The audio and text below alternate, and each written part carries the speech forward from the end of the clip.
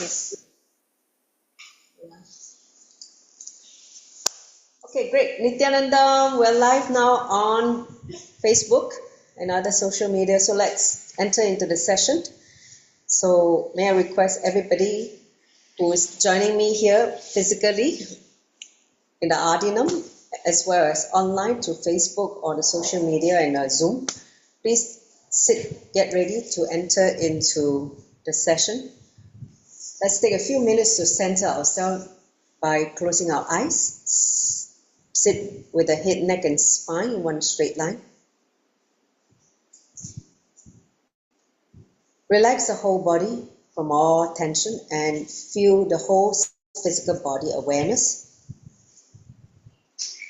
Then expand into your breath awareness by inhaling very slowly and deeply. Enter into a pause, a gap, and exhale very slowly and completely. And then the second gap. So just continue to breathe in and out with awareness of the two gaps between the breath. So take a few moments to bring awareness to your breathing.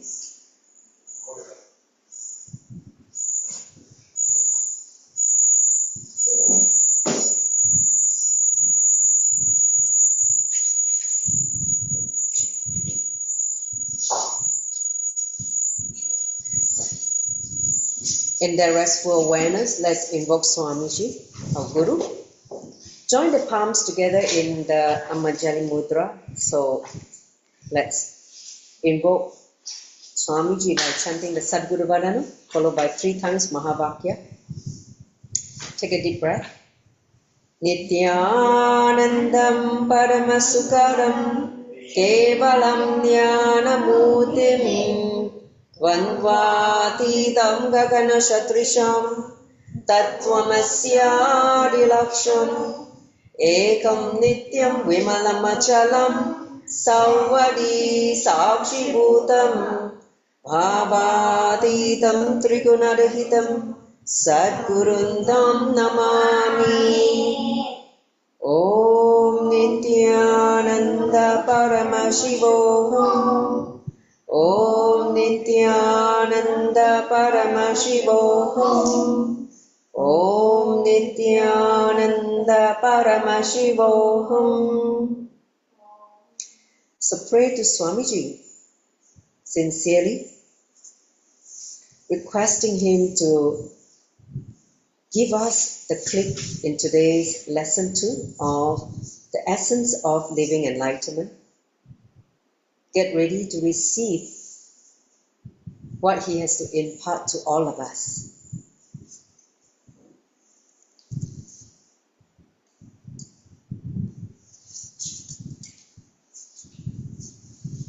Where's the other? Okay.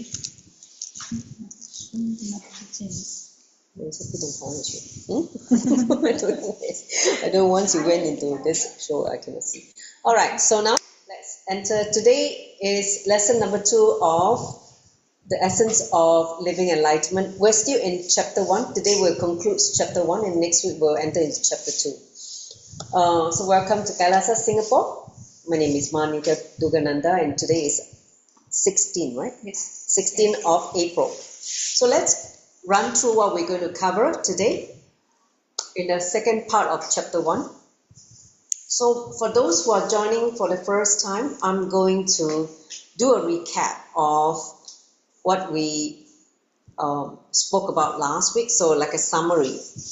And then we'll go into the tattvas. What is tattvas? The universal principle. And then Swamiji gave a complete understanding of what is happening with each one of us.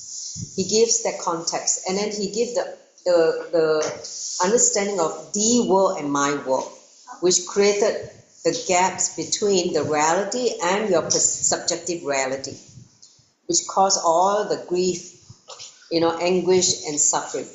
And then he said, the day the world ended for you, how the world ended for you, that is the day. Let's investigate what is it all about. And then finally, He said, you are living with a constant hangover. If you are not conscious, you are not aware this is what is happening, your life is nothing but a constant hangover from the past.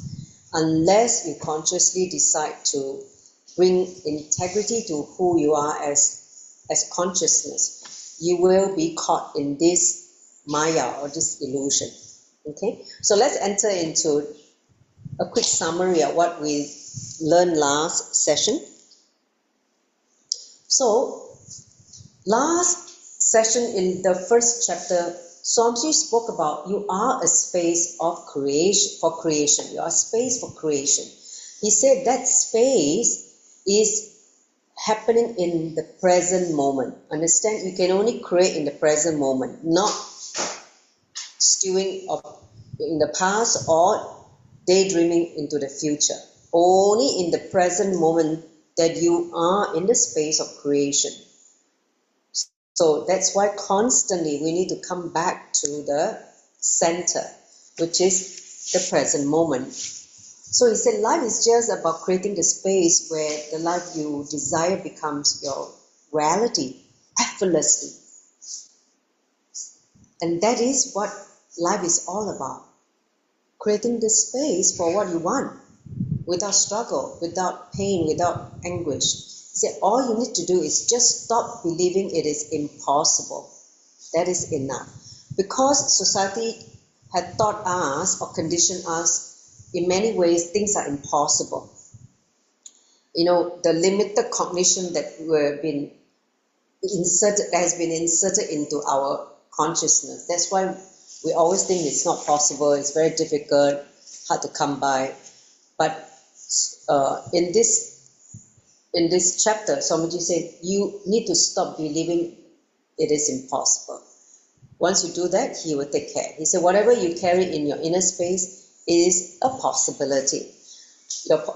Your inner space is like cosmic womb, what they call in Sanskrit, Hiranyakaupa, means the cosmic womb which can give birth or get impregnant and give birth to anything we want. So that space, that's what is called a possibility, because whatever you can conceive, whatever you can cognize, you can manifest using that space. Okay? So then he talked about Kundalini Shakti, the Kundalini energy, which is nothing but our inner potential energy.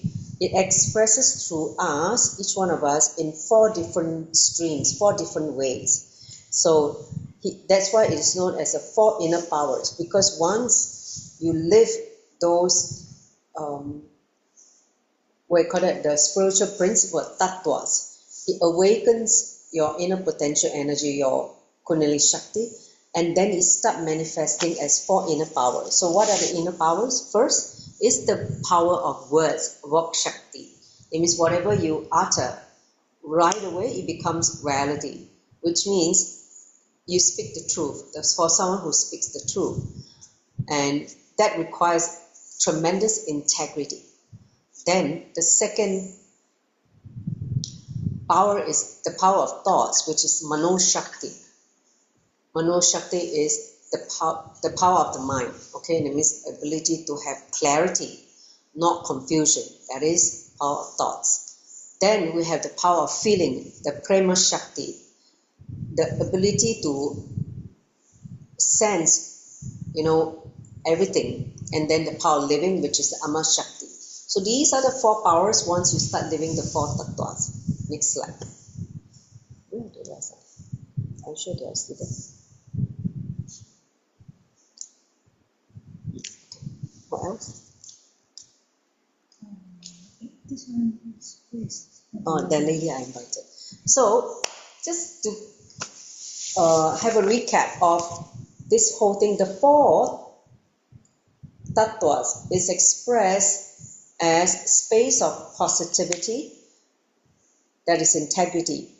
The authenticity is space of possibility, and then taking responsibility is the space of leadership, consciousness. And then finally, when you have this, the enriching, when you start enriching, you are living with this inner space of enlightenment.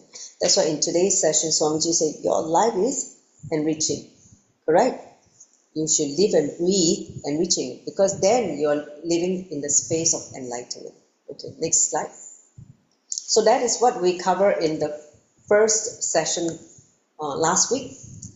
Now, we're going to enter into the second half of the chapter 1, where Swamiji introduces the 4 tattvas. He said, what is a tattvas? He defined tattvas first. He said, tattvas are nothing but the universal principles.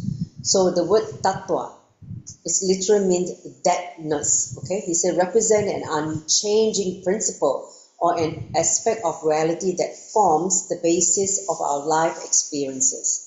So he elaborates further. He said, tattvas range from the purely material, like the principle of sight, the sound, taste, etc., to purely metaphysical, like the Advaita tattva, the principle of non-duality, is a bit more conceptual, whereas the tattvas or the material where you can experience through the senses. He said, while some tattvas like the material tattvas are part of the universal experience, others like the spiritual tattvas are experienced to the extent that we engage with them and allow them to govern our thoughts and action.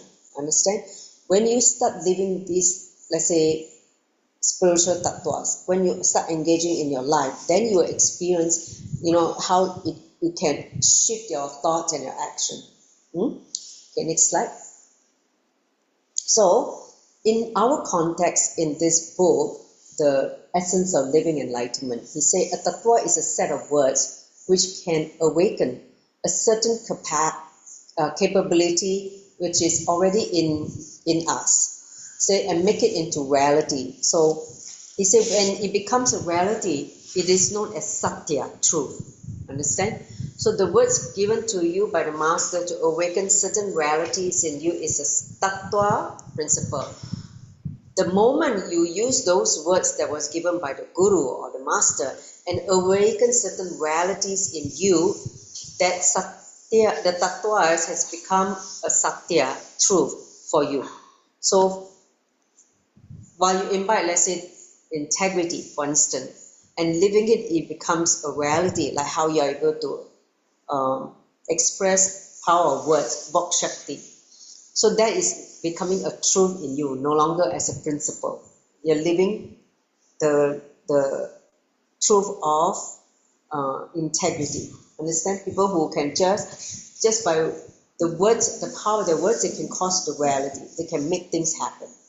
The way how, through the Vok Shakti.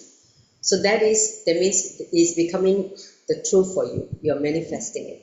So he said, listen, when a tattva is practiced sincerely, it becomes a part of your reality.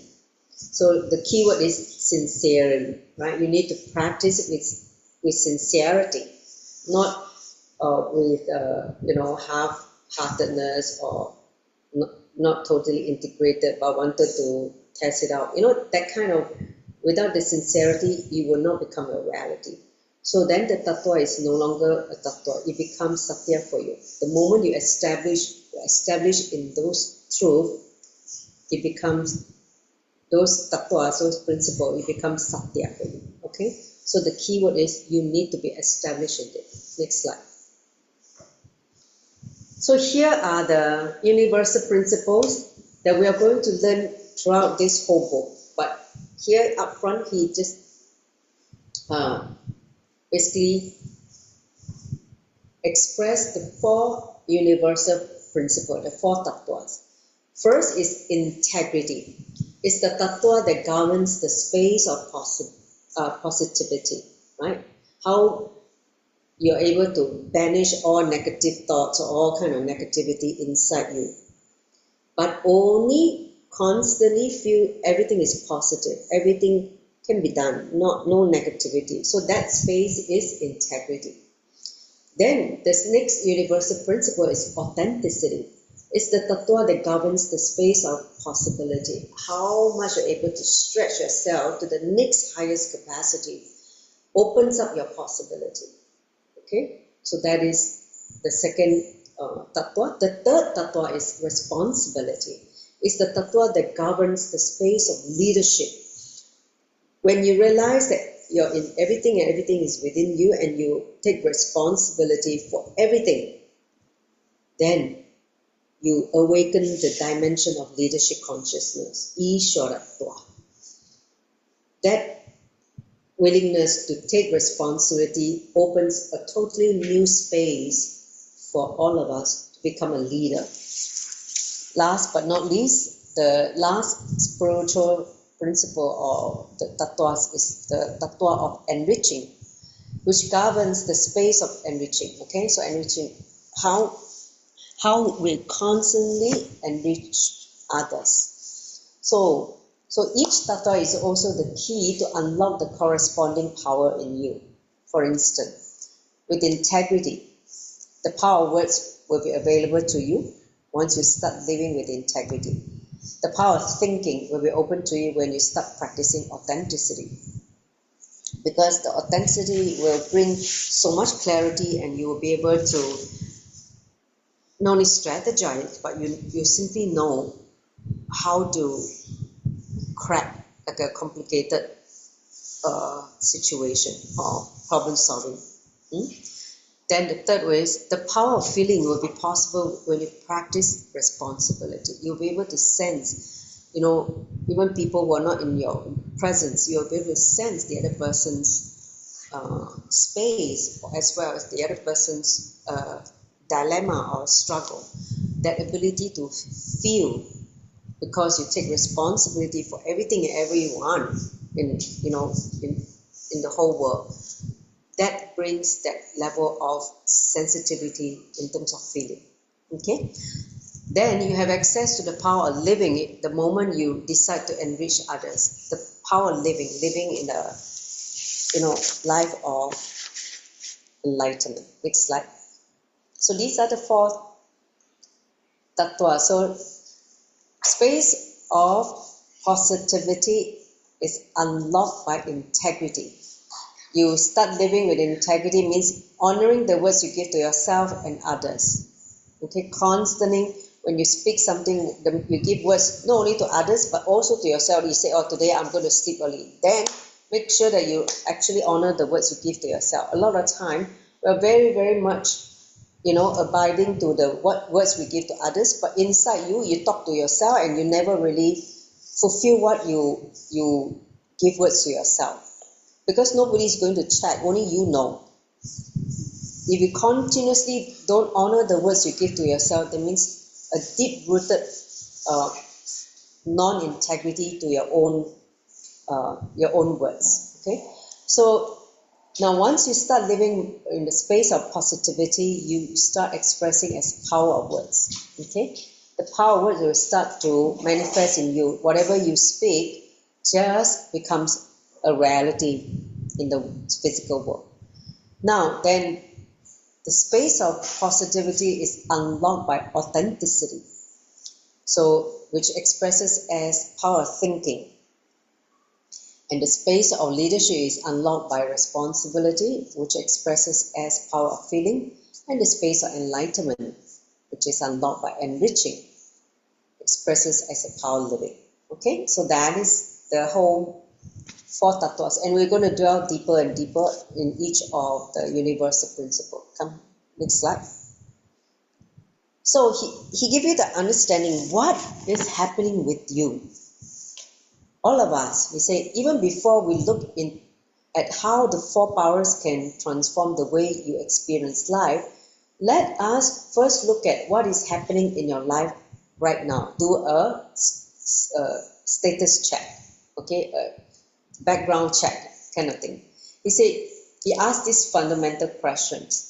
Do you feel that you're living at your peak in the major areas of your life? Like for instance, health, you're in the peak of your health, you're peak in a wealth, abundance, peak of a relationship, you're at the peak of career and personal growth. Are you in any of the peak, which are the main aspect of your life? You think about it, okay? If you look deeply, you realize that you carry a constant thread of discontentment. That means you're not contented with your current situation. This discontentment in you, a sense of non-fulfillment. The feeling that something is missing. Oh, I haven't done it. Something is missing. I feel it. life is not, really what I want to manifest or how I want to live. You do not know the reason for this discontentment, but you go on blaming life, everything and everyone around you for your discontentment. It is so unfortunate, Swamiji said, almost all of humanity carries this thread of discontentment. Somehow, if all of us look in with honesty, with integrity and authenticity, you will notice there is some level of discontentment. So understand, he said, even the so-called successful people in life, whether it's the rich and famous, at the top celebrities, powerful statesmen, politicians, or leaders, almost everybody will suffer from this discontentment. It is a deep incompletion that you feel within you about you. So it's your relationship with yourself that created this discontentment. Okay, next slide. So he said, I tell you from my experience of working with more than 1 million people, 1 million minds, because Swamiji, since his public life in 2003 till now, he would have probably worked with so many millions of people. Every year, almost everybody feels that they could have lived better. They want to live better, done a lot more. They want to do a lot more and reach higher in their life. So, which means they are not contented with whatever they are living in at the current moment. So what is really stopping you from living your life at its peak? Who's stopping you? What is it? Where does this incompletion come from? Why you feel that you're not living, the way how you wish you could be living? Then he give a clarity. He said, it comes from the way you have lived your life so far. How you have lived your life so far, the way you understood life and responded to it. So that is the main key to basically understand why the incompletion comes from. Once you know why, you can straight away undo it. Correct? The problem is when you're unaware, you can't change. Only when you are aware of the problem, then you can fix the problem. So the truth is, no matter what the unique experience each one of us receive from life, almost everyone has faced situations where we are left feeling powerless in the face of something larger or mightier than us. So that is what everyone experiences, that moment of powerlessness. When something life is trying to show us, you're like shaken, you don't know what to do. Next slide.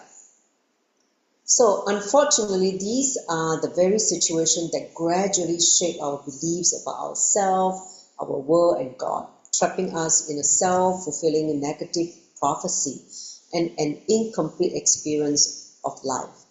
Because as a flow of life, something happened to you, some kind of incident happened to you, and because you're not able to understand, you actually form the wrong understanding about the situation, about the God, about yourself. So, and then you created this negative prophecy and start living that kind of belief, and that's how we created this so-called life as we feel as discontentment, okay, non-fulfillment. So he said, contrary to what we believe, we owe our life experiences we own our life experiences not as much as any external situation as to the unique way in which we choose to receive it and make it our internal cognition. He said, life is not just happening somewhere out there. It is happening to us inside of us, how we feel, how we are seeing things, how we're cognizing things. That is the fundamental way to feel how you experience life. See, like for instance, some people, if they're depressed inside, even how good life they are maybe having with people, nice people, lots of luxury, lots of, comfort. But if the inside they are sick in terms of mentally, incomplete, feeling depressed, they were still not able to see the good life. They only see the depression, even they have all the best thing in life. So that is the main thing. How we feel life is happening inside us, that really matters. So If let's say you feel terrible inside, then we need to fix what is happening inside rather than trying to change anything outside. So each one of us has blind spot, right? The blind spot means something that we're ignorant about. We are not able to see it, in our face. So he said areas where we are stuck in our relationship with life means we are not actually living in reality with life. We are having some kind of wrong cognition. That means wrong ideas about life. That's why we're stuck. So these blind spots about which we are usually unaware draw us again and again into making unconscious choices and creating a vicious cycle of unfulfilled action, which is what we call as karma. Understand, karma is nothing but this unfulfilled action. Because we are unaware, due to unaware from the blind spot, we create this looping. It just keeps spinning more and more karma because we're not aware. We don't even know why we keep doing the same thing. Understand? So next slide. So as life itself is ever changing, right? Ever expanding, ever evolving, any attempt to alter our life experience by altering our external circumstances is only bound to result in failure. Understand? What you try to fix something outside will only lead to more frustration and utter failure. But if we can certainly be master of the ways in which we choose to receive and engage with life, that would actually be a more intelligent way, because if you know that you are the space for creation, then you fix your space. Then the outer world will just respond to your space. Instead of trying to fix outside, but the space remain in so much confusion, in so much of lack of clarity. Next slide. So let's understand this concept Swamiji talk about the world and my world. Okay, so Sri passcode is superhuman. Just see, is Ayah is there? Sri Ram Ayah. You see that? He's joining. Okay, so let me just continue about this very important concept of the world and my world. Okay? See, life is continuously happening to each one of us. Okay? As life happens to you, the experience of life is also happening inside you. This is your personal experience of life. So this is something you need to catch. Okay? You see, so there is life that is continuously happening out there, which is what we call as the world, right? It's a flow of some factual happening, which is the world. Then there is a unique experience of life which is happening inside of us called my world. My world is the filter that each one of us applies to life as it happens to us, right? Based on our past experiences, which shapes our present and future life experience about life. So you can look at this chart. So the world is the actual happening of factual, what we call as facts. Okay, something happened, this car got met an accident, and then somebody got injured. So these are factual happening, right? Whereas in my world, you will perceive this accident based on your interpretation. Oh, what happened to this? Or some bad karma, somebody cursed me, so that's why the accident is happening to me. Maybe somebody put black magic. So you have all these funny ideas, right? Because your interpretation of the happening is based on your perception, how you perceive the accident, what kind of beliefs you have. Maybe you believe that you did something in the past, some bad karma is getting into you. That's why you met with the accident, or you have some opinion about the driver, or some opinion about something, right? So you form certain belief or certain ideas, and then judgment, you judge something, and then you have experiences based on the past, and you bring that out. Oh, because I did the same thing again, this is happening to me again. So, and then your expectation is supposed to be like this, but then I do not know why this thing is happening. So all this combination of perception, belief, judgment, experiences, and expectation form your subjective reality of my world. Understand? So it's no longer what factually the accident that happened. It's a combination of how you perceive the accident, which create the gap between the factual happening and what you experience as in your mind world. Okay, so that is the problem of this whole suffering.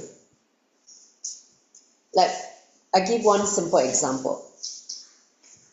Let's say when you were young as a child, and one day you realize that your mom forgot to buy your birthday cake, but she bought the birthday cake in the past for your younger sister. And then you're like, how come she didn't buy my birthday cake? She does not love me. She loves my sister more. She's unfair, So you form this kind of idea about the judgment about the mother being biased, and then you're not loved. You believe that you're not the favorite child. So all this kind of thing, and then you suffer because of your own ideas and cognition or perception of a simple thing that she just forgot. You was too busy and she forgot your birthday cake. That's all. But you will not see things as it is. You actually cognize based on your own ideas, perception, and then you create a whole life of suffering based on your own cognition, and then your relationship with mom start to become bad. So this is what is happening in our life. Okay. So now let's go to the next slide.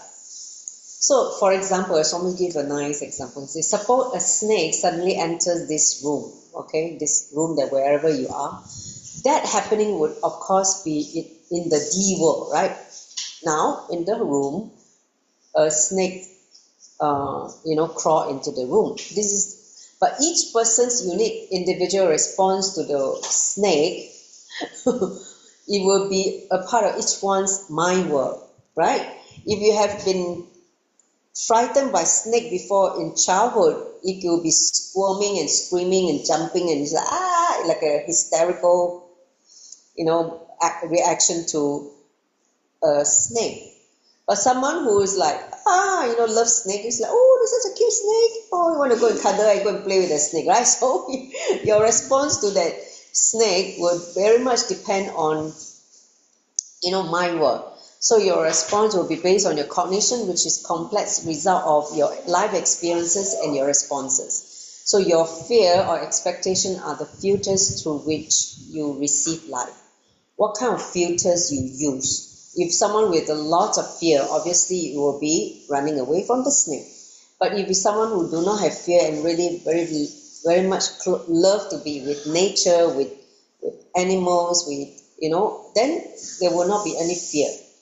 So all that colors your life experiences. So understand at all the times, there are two things that are happening constantly in your life. A, it is a happening. Something is happening, okay? Two, the perception you carry about what is happening. What is your perception? There is always something or other happening in your life, and you have your own perception or cognition about whatever is happening. So it's very important we work on your cognition and your perception, because once you have the wrong idea or wrong perception, you create a mess in your life, suffering in your life. When your perception and cognition is aligned to the cosmic truth, then there is no suffering. Understand? You will be able to handle it and flow with life instead of resisting or struggling. That is the main difference. Next slide. So the D word means the actual happening is just a set of facts. Okay, in the room, a snake entered into the room. So that was just a fact. Okay, and the perception of the word, which is my word, okay, consists of the judgment, labels, ideas, opinion, notions, interpretation, beliefs, experiences, expectation, and memories from the past, which may be related or unrelated to the happening. So the perception you carry about what is happening in life is given by your basic cognition. What is your basic cognition about life? Your cognition is nothing but the way you receive, process, the way you receive, you process, interpret, and respond to any information entering your system, that means your inner space, through the five senses. So that's why the five sense organ is the organ of perception.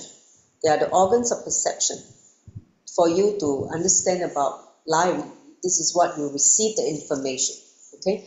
Unfortunately, you are never in touch with the actual happening in your life. Because for you, your perception of the happening is the actual happening. Okay? So you are not able to differentiate the two. Next slide. So as a very young child, you did not have this separation from life.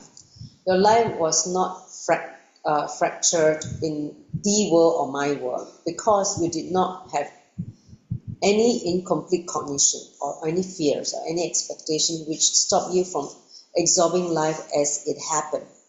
As you grew older, especially after you develop the abilities of language, cognitions, ideas, belief, this separation and distortion gradually happen in you.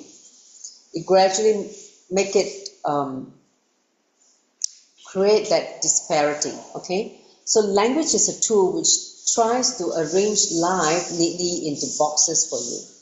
These boxes are the thoughts and words you create inside and outside of you. These boxes are the thoughts, okay, which define the way you understand life. So that is the way how language play a key role in the way how we talk to ourselves. Understand? Next slide. So since each person experiences a unique mind world, we are all ultimately living in the different worlds created by our own fantasy that are likely to be quite disconnected from the world, which is the reality, which is life. That is the whole problem. All your expectations from life are built on my world. Because you rarely contact the world, you are not rooted in the reality. As a result, you base a lot of things on my world. So expectations are nothing but the fantasy you carry about life. And based on your fantasy, what kind of fantasy you carry, you constantly relate with and try to chisel people in your life. So your cognition is the filter which is responsible for the way you relate with life and with people in your life. So that is what we need to understand. That's why when you come to Guru give you the right cognition or powerful cognition. We start to alter your ability to perceive things as it is. You'll be able to see life as it is instead of based on your filters from the past. Okay, next slide. So when you live your life with such faulty filter, what happened? The day the world ended for you, this is what happened. You see, why do we start applying our own filters to life? He says, what is it that first make us separate life into pleasant and unpleasant, good or bad, known or unknown, welcome or unwelcome? So all these extremes of good, bad, pleasant, unpleasant, all that How did we come to have these likes and dislikes? It's because of this only, our filter. The moment you start having this filter, you fall into this kind of, what I call that, ideas about, oh, I like this, I don't like this. So as an infant, as a child, the only thing that existed for you was yourself. There were no two separate experiences identified as me or not me. When you were a child, when you were still young, okay, like a baby stage, everything was part of the same undivided experience of reality. As an infant knows only one word, no separate outer world or inner world. There's no disparity. Then slowly you started learning the science of communication. As a baby, you learn how to communicate. With this started the world of duality for you. Understand? So the experience, what is in you, what is you and what is not you, started when you have this language capability developed. So when there is no cognition of separation, you always experience life from a state of completion. Understand? No cognition of separation. When you feel complete, there's no duality, then you are in this state of completion. Next slide. So, but for most of us, something happened one day in your life, the incident happened that caused a dent in this completion, this so-called completion. It's no longer a completion, there's a dent. It could be as small happening as a harsh word from a parent or a teacher, or a fight with a friend, or it could be a shattering event like a loved one's death, some traumatic experience, or a childhood sexual abuse for some people. When it happened, it felt as if that is happening to you. It simply shocked the whole world, your whole world. Your whole world just collapsed, or your whole world gets shaken or imbalanced. That is what they call as the root incident. The root incident, something happened that shook your whole world from that completion space and created a dent. Okay? Such events are the defining moments of your life. Those are the moments when you created the deep-rooted instinctive cognition or root thought patterns that controls you for the rest of your life without your knowledge. That's why the root pattern starts when you have the wrong ideas, and because of the root incident, you create a wrong inner image and outer image. For example, you decide, I can't trust anybody because I've been cheated. Someone cheated me, or someone let you down, and you just decided in your inner space, I can't trust anybody anymore. So I have to be strong and protect myself, because only I can protect myself. Nobody is able to protect me because I don't trust anybody. So that is your cognition, because something happened. Or it could be that I'm going to become wealthy so that nobody ever disrespect me again, ever. It means because you grew up in poverty and someone laugh at you, or your friend laugh at you being a poor fella, and inside your inner space you make a strong decision that you're going to manifest wealth, you're going to create lots of wealth so that nobody disrespect you because you're poor. So that could be another way how a lot of us make certain decisions after the root incident. Next slide. So even all your so-called strengths come from some such weak moments of your life. So no wonder even if they give you success, they cannot give you completion, purnatva. They can't give you completion. So, and this doesn't happen just once. As you move through life, different situations, different cognitions, create more such holes or dent in you And they start draining your life energy, your so-called life energy, which is inside you constantly. Because of such incompletion, such pattern, which makes you again and again go back and create same kind of karma. And you start feeling drained. So the holes become the bleeding ground for your depression, your mood swings, your addictions. All your incompletions are the root cause of all the psychological disorder that you're experiencing. See, depression, addiction, mood swing are nothing but psychological disorder. Okay, next slide. So Swamiji said, listen, any action that is unfulfilled as per your expectation, either because of a hindrance outside or a hindrance inside you, forms an incompletion in you. Okay? So that is something you need to catch. Any action that is unfulfilled as per your expectation, whether it's obstacle from outside or inside, it creates incompletion in you. So let us take an example here. Say as a child, you would naturally have longed for your father to be loving and caring, right? Everyone wants the parent to be loving and caring. But for whatever reason, let us suppose he did not honor that expectation. Your father did not shower you with love or care. Okay? So from this experience, you create a casual cognition or idea about yourself. I'm not lovable. My father do not love me. So you form this idea. This may have been your experience only with your father, but the cognition settled as a strong experience in you, leaving you incomplete. It leaves you a hangover in you. You feel that you're not loved, not just your father alone, but you feel that you're not loved by the whole entire universe. Nobody loves you. You start thinking that you have a problem. Okay? So, and you carry this hangover of the cognition all your life. I'm not lovable.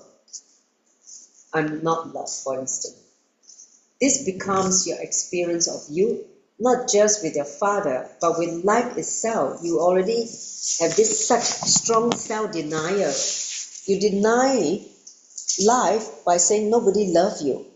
But it was just from one small incident because your father, but you have boxed yourself in to think that you're not loved, you're not lovable. Understand? That is, it's like you give a death sentence to yourself, right? You just give a death sentence to yourself by destroying yourself of all your possibility. Next slide. So you create, you act, and respond to life from this incomplete cognition you have about you. I'm not lovable. So you will find yourself constantly attracting people, places, events, circumstances, and situations that strengthen this wrong cognition about you. This wrong idea about you, understanding about you, I'm not lovable, will be the scripting that you imprint in your inner space. And again, your experience of life will be this only. I am not lovable. Because you already scripted, so life will say tatastu, tatastu, tatastu, and show you life based on this scripting that you have. Because it was created unconsciously, you're manifesting many things unconsciously. So this becomes a dangerous pattern in your life, a root pattern that governs your entire life. Or everything you do, you decide will attract this kind of experiences again and again. I'm not lovable. So, ironically, your entire life is a struggle to fulfill that incomplete part of you. But because it is an unconscious effort, you were not conscious when you make that decision. What happened is exactly the opposite. You continue to make important decisions in your life based on this root pattern and end up attracting more and more such situations into your life. It becomes a vicious cycle. You will continue until you become aware of your pattern and break it. Breaking it is the key thing unless you're aware of this pattern, you can't break it. Okay, next slide. So how can you turn this vicious cycle into a virtuous cycle where you attract the best people, places, events, and situations you want in your life and create the life you truly desire to create fulfillment in you? It starts with completing all the incompletion inside you. So that is the first step. Whatever incompletion you already developed since young till now, you need to complete them. So in our programs, whether it's in Awakening, Paramashiva Senior Program or Paramashiva Home Program, through a process of conscious past life regression, that means you're reliving all your past and you're witnessing with awareness, you're helped to identify the incomplete cognition that had created the root behavior patterns governing all your responses. Understand? So because you enter into the past from a state of high awareness, you are empowered to alter your past cognition and liberate yourself from that pattern. When you start reliving and look at the root incident that caused that duality in you, when you are in the state of high awareness, reliving it, you feel empowered that was what you carry, and you can alter that, you can change that wrong cognition of the past inside you and liberate yourself from the pattern that you have been suffering all your life. Understand? Next slide. So, once you find your root pattern, you will complete with that root pattern so that you are released from its influence over your life. You disconnect the root pattern, and by doing that, you're relieved from that. So by living these four tattvas, the sacred principle of life, you will not only become aware of your patterns, but you will also develop the tools, the techniques, the intelligence to break free of your patterns. So fundamentally, with completion, life will be freshly experienced again. You will experience life in a totally different dimension, a totally different space of completion. Next slide.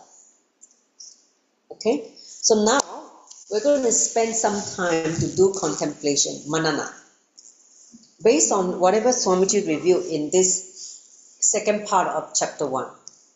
Okay, before we enter into this contemplation, manana, any questions so far from the attendees from the Zoom? Anyone? Can you move this back here? Are you able to move that? How come it's on?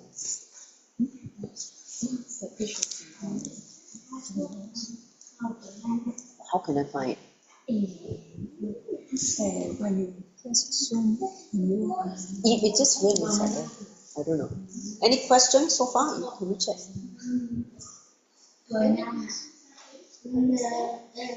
Oh. Any questions so far? Everybody is clear about how life is happening, why you're constantly in this hangover. This stream there. You see that? Yeah. Stop the show. I don't think he never should come in. Okay. So, if you have questions, please.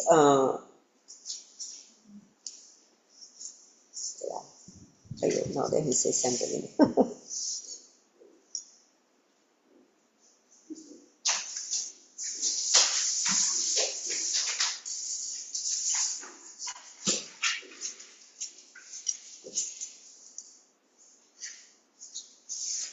Any question? And if you want to type your question, please.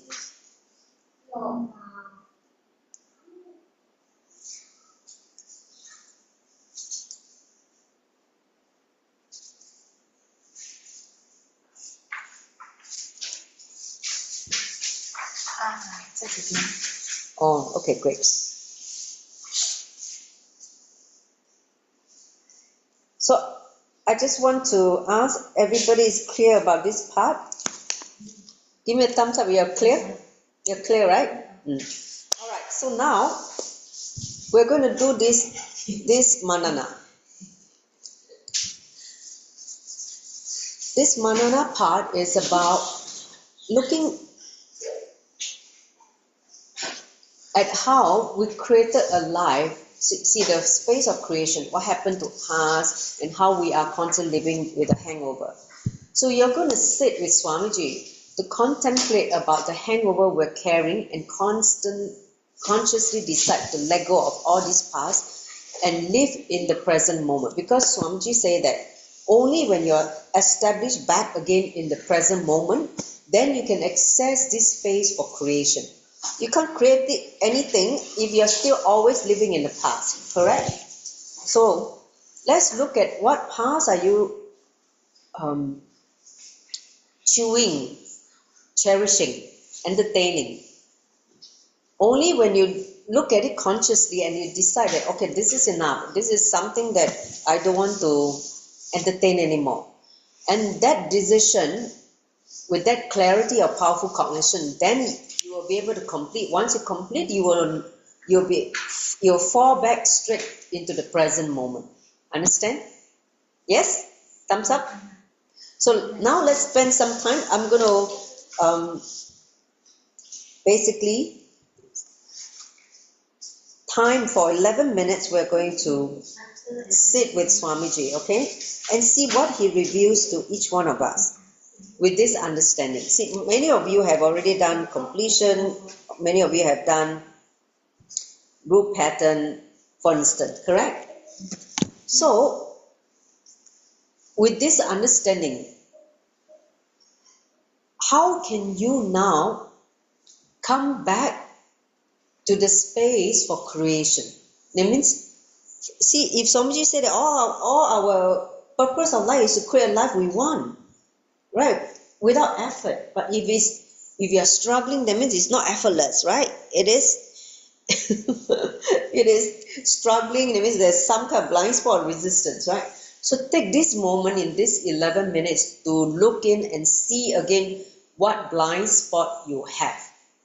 Is there any blind spot that makes you not able to, live life in the present moment and create a life as you want? Okay, so let's do that. I'm going to play the Mahavakya for, please go and get an IBAN. If you have an IBAN, that would be better. I'm going to play Mahavakya. Okay, so can you please, all of you, go and take an IBAN, or if you don't have an IBAN, you can use a mask. Can you turn on the camera so that we can see each other? Komati, can you turn on the camera?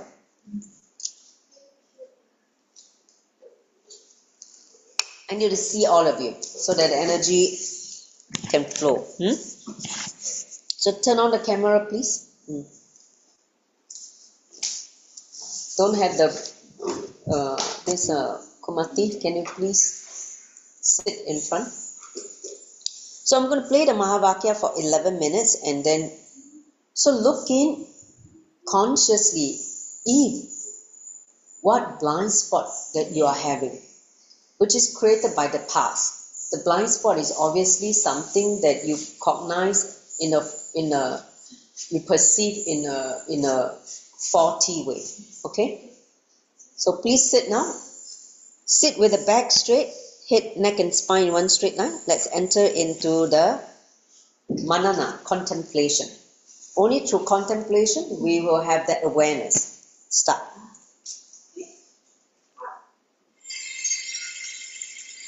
I welcome you all with my love and respect. Let you all open all your three eyes. Om Nityananda Paramashivam.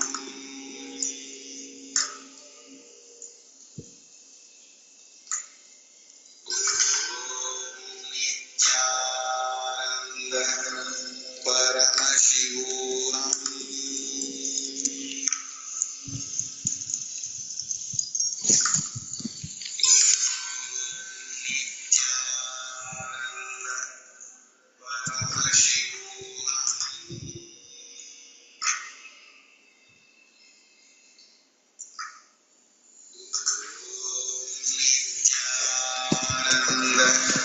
Sit Viswanathan and look into your inner space and see if you reduce your blind spot, the hangover that you constantly cherish,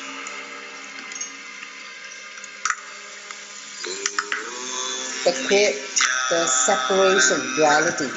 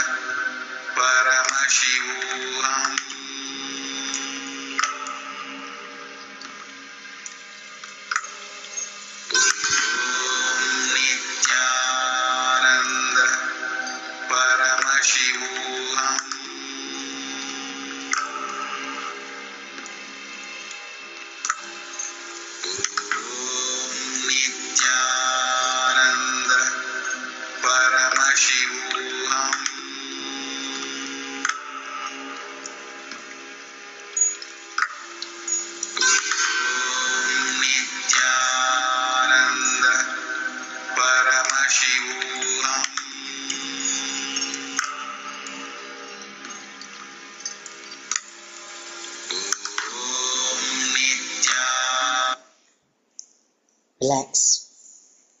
Come back to the body awareness and the breath awareness. You can now open your eyes, remove the eye band.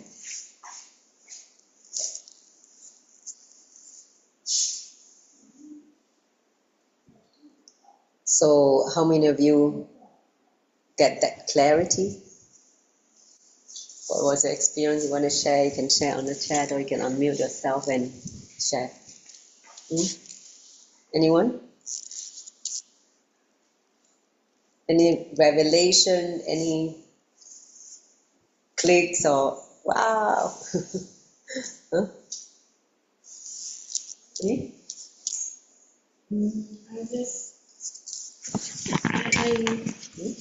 I was contemplating about like why I cannot wake up for Raja Sabha.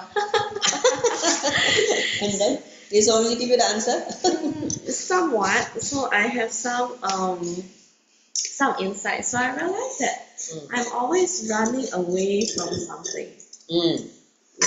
So I realized that I'm always running away from something. So I tried to find out when it first started. And then? Yeah. And I guess and also I was digesting it together with information that I think Manika Nandita told me during PSS. So I trace it to when I did not like being controlled by my mother. So that was so I guess I am escaping from control. I don't like I want people to give up. Something like that. I don't want to follow, you know what I'm saying? Just trying to be rebellious, something like that. Like I don't want to be controlled. Okay. It's like the more you want to control, I want to free myself. Yeah, kind of feeling. correct. Okay. That kind of feeling, yes. So I think to look deeper, there's still more things. But essentially, that's what. So that is the root, right? Your mother tried to make you do what she wants you to do, and then the more you want to run away. Yes. Okay. Correct. So that constant running away is the mental setup you have. Yes. Because whenever something happens, you feel like somebody is trying to control you. Yes. Correct. Okay. You need to drop this out. And you? Anything came out?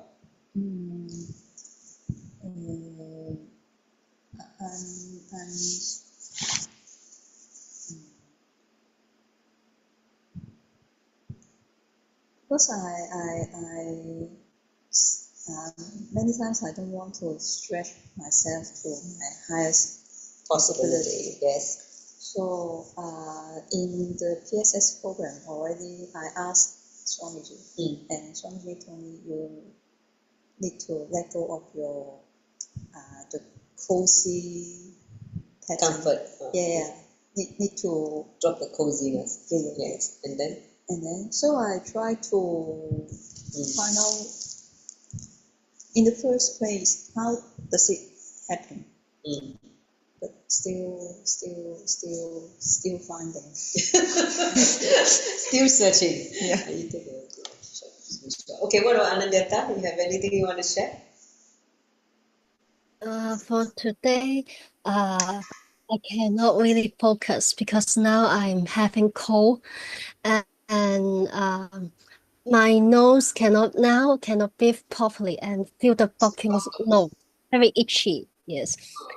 Yeah, so cannot focus today and keep feeling very annoyed by the body situation. Okay. So, do the completion with the body first.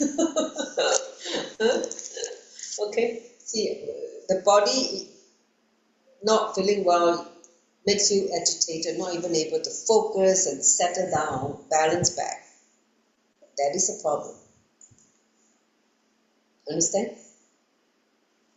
If something a little bit of discomfort only make you agitated, make you annoyed, then the mind is easily agitated by small little bodily discomfort. You need to be able to go beyond this body discomfort, because otherwise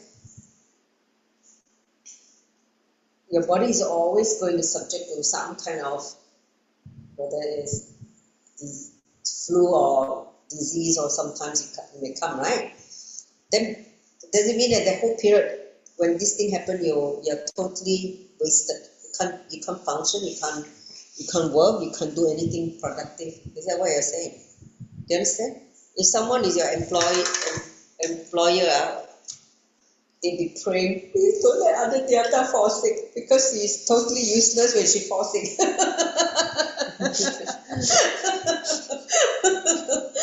Look, she get agitated, she never do her work properly, and she forget everything. Oh my gosh, did we do it all over again? Does that sound familiar? Huh? Yes, somehow, yes.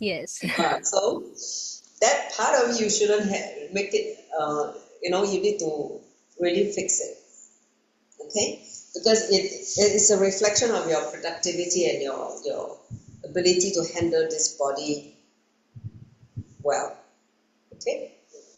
What about Maheshwari? Anything? She's still UFO. Hey, this TG. Talking USO. Okay, Ma. This Kumati. Anything came up for you, Ma? I think probably you were talking about my life just now, because I always thought that my dad has never left me, and that's why it keeps on repeating in my life through other people. That that came out, and I asked like why. So it's like his generation has been doing that to him and showing them that being angry or not talking to them was showing the Islam, in that point. So he kind of got into that and started neglecting us. Yeah. So it give you some clarity, Ma? A lot of grief and sadness in you, Ma. You need to heal a lot. Too much grief and sadness. You trigger a lot of that came out, right? Yeah, okay. It's triggered this part where A like lot of why the completion needs to be done, Ma. Need to do a lot of completion, of all your past hangover. Okay? Thanks for sharing. What about Minky? Do you have anything to share? No. Maheshwari, what about you? Let me see. Did she tell you? She has something. Say, what we understand more about integrity today is that integrity includes possibility.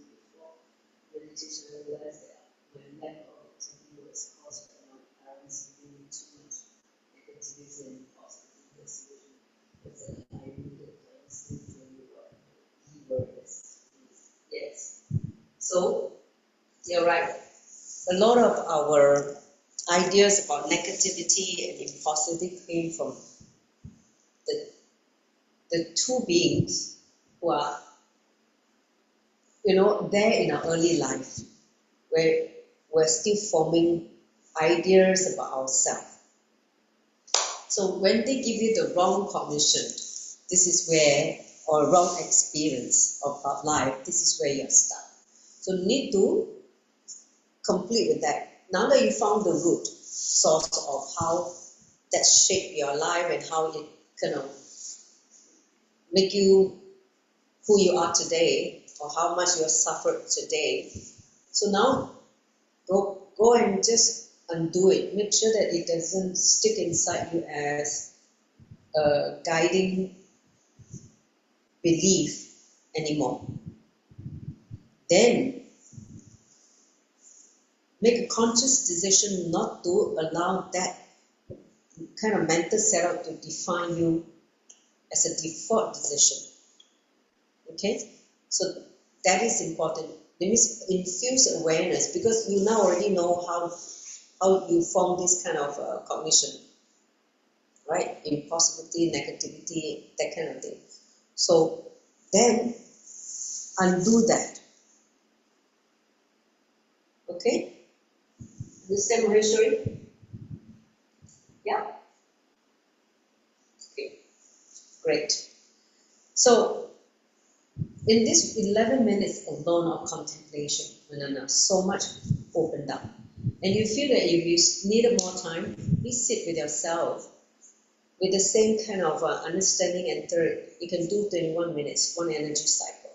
And that will help tremendously because we only have 11 minutes. You can't afford to sit for 21 minutes. Too many things we need to finish. Okay? So, shall we finish the last few slides before we wrap up?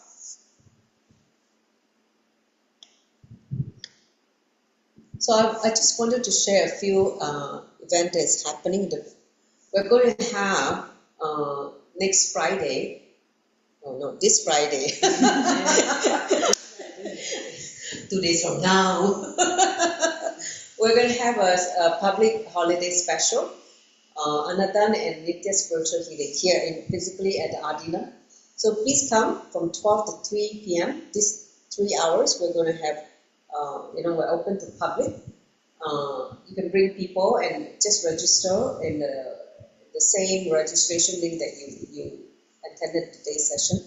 And then you can also let me know if you are going to bring people. Okay, so please come. So a group of the initiated disciple will scan and help you resolve some of the issues. Okay, next slide. All right, so the next thing is we welcome everybody to become a part of this enlightened civilizational nation. So, which is Kailasa. Swamiji, after he left India, established this Hindu nation. The only Hindu nation now in the world is called Kailasa. And we want as many people as possible, especially living Hindus who are interested to live the lifestyle of Sanatana Hindu Dharma. Please, you can come and become part of us by signing up as an e-citizen. And you can contact any of one of us, the Raja Sabha members, people who have attended the Paramashiva Sena program. And for more details, where you will be given this booklet, we'll run through what are the benefits of becoming a Kailasa e-citizen and what you can, explore your higher possibility and enjoy some of the benefits as you become a member. Okay, thanks. And Somji also have this regularly, this 21-day program called Paramashiva Sena program, which is if you're interested for a transformation, if you want to cause your reality to exist at a different frequency and become part of this whole, conscious living, we welcome you to join this 1 month program, which Somji started in last December. I was there in the first batch in December to January. So now these are the dates, different batches date, and right now we are in batch 5. Okay, so batch 6 will start in 1st of May in a couple of weeks' time. So if you're interested, there are a few locations in the world. The nearest for us is will be KL. The one I attended was in LA. I went all the way to America to attend that because that was the first location where the program started. Then since then they have opened up a few more locations. So for Singapore, the nearest is KL. Okay, so please, if you want to learn more about this program, let me know. We're more happy to share.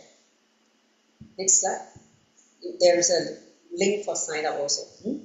Now, so next week we will continue with chapter 2 of this book, The Essence of Living Enlightenment, which we are going to talk about freedom from the past. See, in the first chapter, he established why we have this, constant hangover from the past. Now, the next chapter, Swamiji gives the solution. How to liberate yourself from the past and enjoy the freedom. So we're going to do that in the next lesson 3, 23rd of April. So do enrich more people to join us because what this book is actually very, very powerful understanding, and not only when you sit and do the process, you reveal so much clarity in terms of how you should evolve and transform. Okay? Is that the last slide? Okay, great.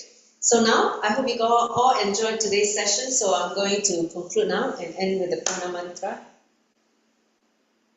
Om Purnamada Purnamidam Purnat Purnamudachyate Purnasya Purnamadaya Purnameva Vashishyate Om Shanti Shanti Shanti Hari Om Tatsat Sarvam Bhagavad Shri Nityananda Paramashiva Paruka Paramastu Om Nityanandam. Thank you, Nityananda, for joining. See you next week. Chapter 2. All right, Nityananda, I will end the session now. Take care. Have a good night's sleep.